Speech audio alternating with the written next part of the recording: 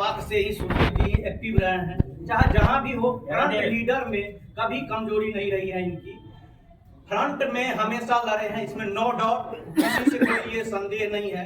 लेकिन एक चीज और है, विगत 10-20 दिनों से या कुछ दिनों से जब 21 तारीख का जो केस हुआ सुनवाई, उसके बाद से चूंकि उन्होंने एक ऐसा शेड्यूल निकाला है, क्योंकि वह देख लिया है कि हम नियम पर जाएंगे तो नियम पर मैं बुरी तरीका से हारूंगा। मैं पहले भी लिखा था, और जब हम लिख देता हूं तो पहले भी लिखे थे तो नसीम अहमद पूरा साइलेंट हो गया था, मेरे अगेंस्ट में जल्दी लिखते हैं, लेकिन हम बहुत कम लिखते हैं, ठीक है।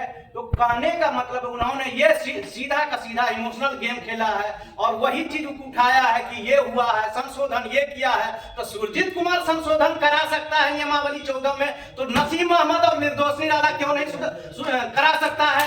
क्यों नहीं करा सकता है? तुम भी तो करा सकते हो, ये भी तो एक मुद्दा है।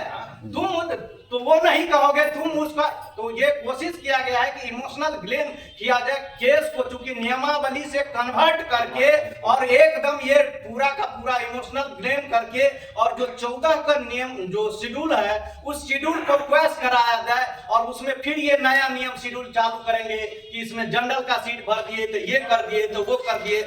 देखिए, होना कुछ नहीं, परेशानी का एक सबब है, और यदि वो मेरे पर वार करेंगे तो चाहे इधर का हो या उधर का लोग हो, सबका इच्छा है, कोई भी आदमी नहीं चाहते हैं जितने आदमी आ गए हैं। हमको प्रवीण प्रताप से भी कोई एलर्जी नहीं है, सब आए, अच्छी बात है, क्योंकि जॉब में रहे। और हमारे जो निदेश वर्तमान क्या कहते हैं सचिव थे, प्रधान सचिव साहब स्पष्ट हाईकोर्ट में भी दिए हैं, उनका वीडियो देखे होंगे कि मैं किसी को हटाने नहीं जा रहा हूं, स्पष्ट रूप से वीडियो देखे होंगे सभी लोग। तो कहने का मतलब जब संविदा पर है रहे, संविदा का सर्कुलर अलग होता है और इसका सर्कुलर नियमावली अलग है, उस चीज को नहीं धर के इमोशनली हम इसको ये करा देंगे वो करा देंगे। तो ये परिस्थिति जब आप किसी को मारिएगा तो डिक्लेयर हम लोग भी फाइट करेंगे।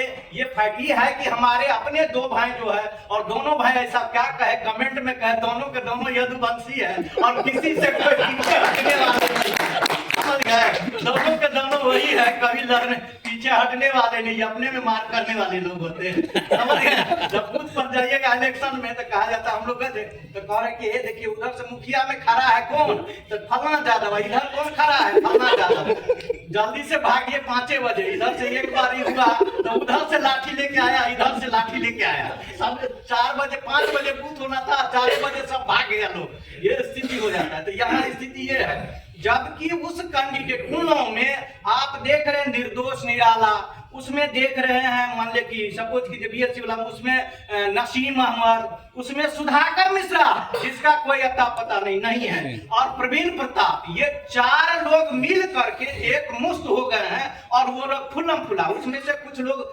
नौकरी में है, कुछ नहीं भी है, और वो लोग एकजुट हो गए। लेकिन हम लोगों में चूंकि जो भी हो बेटर हम लोग नहीं हो पा रहे हैं, कुछ न कुछ मानसिकता है, ऐसा नहीं है दोनों चाह रहे हैं, लेकिन कोई दोनों को फर्क पड़ला नहीं सकते हैं। साथ ही शंभू जी और सुजीत जी का हम लोग देखे काफी खान पाने की रहा है, लेकिन पता नहीं क्या सिद्धांत के, कोई सिद्धांत नहीं, जबकि हम लोग का एक ही सिद्धांत है, किसी भी तरीका से सबका ही हो। यदि वो लोग हम पर वार करेंगे तो हम लोग खुला खुला चैलेंज करेंगे सीधा, ये सर ये डिस्टेंस क्या है। आज तक हमारा कोई भी नेता ये नहीं कहा है कि उसका डिग्री को चैलेंज किया है कि ये डिस्टेंस है, क्योंकि बचाते गया है, अहित नहीं किया है। लेकिन जब कोई मेरे पर अहित करेगा तो हम लोग पूरा का पूरा ही करेंगे। जब शेड्यूल का बात करेंगे, ये पहले क्या हुआ था, जब जिस दिन 21 से पहले क्या रूमर उड़ाया, डीएमसीएच में मार्कशीट नहीं है, पीएचआई में ये नहीं है। अरे भाई तुम्हारा बाप का है, पीएचआई सरकार का है, डीएमसीएच सरकार का है, उस पर तुम उंगली उठा रहे हो, शर्म है तुमको?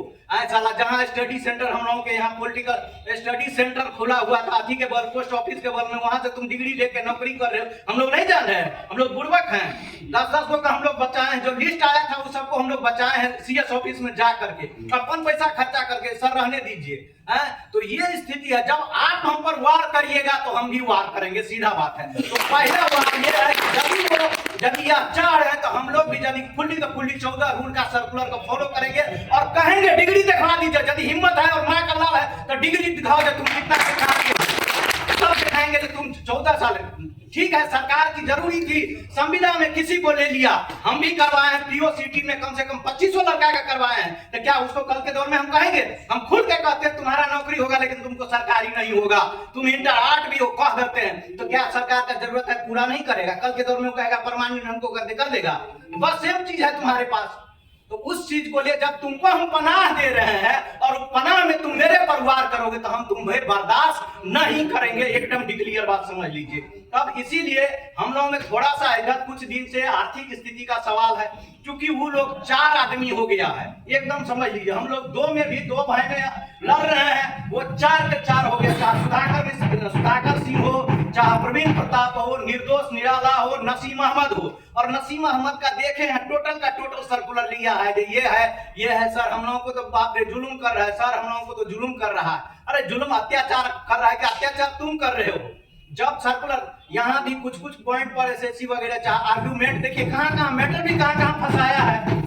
कोर्ट ने ऑर्डर दिया कि भाई इसको भी ले लिया जाए, कंसीडर कर दिया जाए मजबूरी में, क्योंकि इसके भी बाल बच्चा है उसको, लेकिन वहां पर जजमेंट यदि हो जाता तो हमारे सुरजीत बाबू जादी सुप्रीम कोर्ट जाते तब ये दोषी थे, लेकिन उन्होंने जजमेंट को वहीं का वहीं छोड़ दिया और उन्होंने ये अपना भावना और अपना संबंध इन्होंने स्थापित रखा और मानवता रखा, जो इन्होंने उसको कहा कि नहीं हम नहीं जाएंगे अति में ताकि इन लोगों का भी हो जाए, लेकिन उस चीज को ये समझा नहीं। और उस चीज को जब नहीं समझा और जब ऑर्डर यहाँ पर कोर्ट का भी थोड़ा सा ये कहना चाहिए, उंगली नहीं उठानी चाहिए, जब अंतरिम आदेश दे दिया तो उसको फाइनल जजमेंट कर देते तो आज ये दुर्दशा नहीं होती, लेकिन फाइनल जजमेंट नहीं हुआ, केस ओपन रह गया। और केस ओपन रह गया तो कोई भी आदमी यदि समझदार तर्क शक्ति वाला होगा तो पकड़ लेगा कि 14 का नियमावली है और 15 में बहाली आई है, तो उसमें नियमावली 19 कैसे आएगा भाई?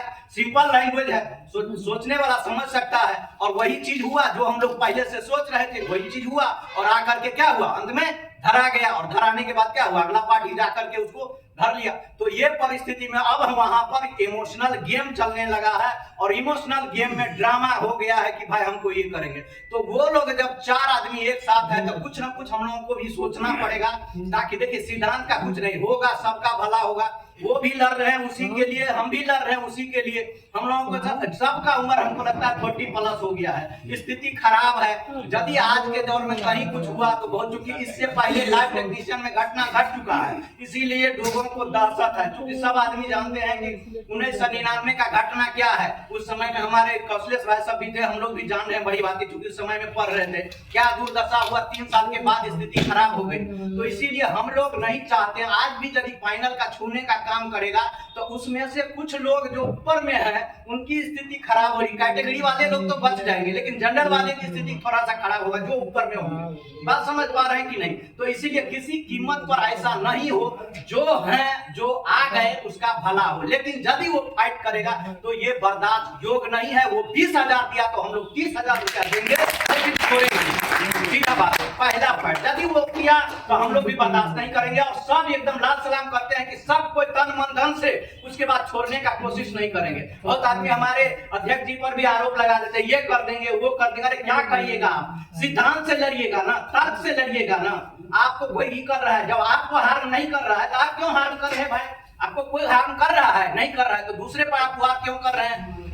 आप अपने नौकरी कैसे होगा उस पर ध्यान दीजिए। यदि आप कंसीडर रहते तो कल के दौर में यही शख्स को कहते कि सर एक वर्ड में, चूंकि अभी का जो शेड्यूल है और जजमेंट निकला है उसमें टोटली गेम फेंक दिया है आपको स्टेट गवर्नमेंट पे। यदि आप लोगों ने शेड्यूल देखा होगा तो टोटल का टोटल बल्ला थमा दिया गया है स्टेट गवर्नमेंट के ऊपर। और स्टेट गवर्नमेंट के यदि हमारे साथ मिल के रहते तो कहते जो नया बहाली है इसमें सर पहले प्राथमिकता दिया जाए, और हमारे दोनों अध्यक्ष को कान पकड़ के उठा के कहते कि पहले इसको दीजिए, ये लोगों ने जिंदा रखा, इनके बाल बच्चा कहीं का नहीं रहेगा। क्या गलत बोल रहे हैं हम? लेकिन वो स्थिति इन लोगों ने ऐसा उत्पन्न कर दिया है कि लोग उसको देखना भी मुश्किल हो गया है। नहीं तो हम लोग क्या करते कि उसको कहवा करके प्राथमिकता के आधार पर जो आदमी जॉब में है, छूटे हुए हैं, कम से कम उसको तो मिल जाता। ये चीज वो लोग नहीं पसंद करते हैं कि नहीं हम चौथे में जाएंगे। अरे भाई तुमको नहीं मिल रहा है तब ना हम पीछे से करेंगे, मास लेवल में रहेंगे तब ना लड़ेंगे। और मास लेवल में नहीं है तो क्या दुर्दशा होगा? सरकार इसका बेनिफिट उठाएगा। सरकार आज क्या हो गया देखिए, अब पदाधिकारी का सरकार की क्या चाल है? पदाधिकारी आज तो होम्योपैथिक आयुर्वेदिक पे लेवल 9 में कर रहा है, पे लेवल 9 है और क ख ग नहीं आता है, लेकिन पे लेवल 9 उठा रहा है। और हमारे यहाँ एनएम जीएनएम का जिसका मान लिया कि उसको एग्जाम लिया जा रहा है, तो कोई आवाज उठाने वाला नहीं है। यदि जे टीचर का यदि जिसका 32,000 स्केल है, उसको देखिएगा कि घर के बगल में पोस्टिंग है, जिसकी 11,000 से ली है एनएम को, उसको क्या कर दिया है, उसको हमारे अभाव में उन लोगों को क्या कर दिया है, जिला के बाहर कर दिया है, स्टेट कैडर में डाल दिया है। ड्रेसर 4th ग्रेड में आता है, उसको स्टेट कैडर में डाल दिया गया है। ये सब दुर्दशा किसकी है? हमारी कमजोरी है, हम लोगों की कमजोरी है, समझ गए। इस कमजोरी को हम लोग कम से कम कोशिश कीजिए कि हम लोग इस कमजोरी को छोड़े और एकजुट होकर के प्लेटफॉर्म पर किसी तरीका से लड़े। यही आप लोगों के साथ हमारा दुआ है, ठीक है, संबंध है। यही इसी करके हम अपना बात को वाणी को विराम देते हैं।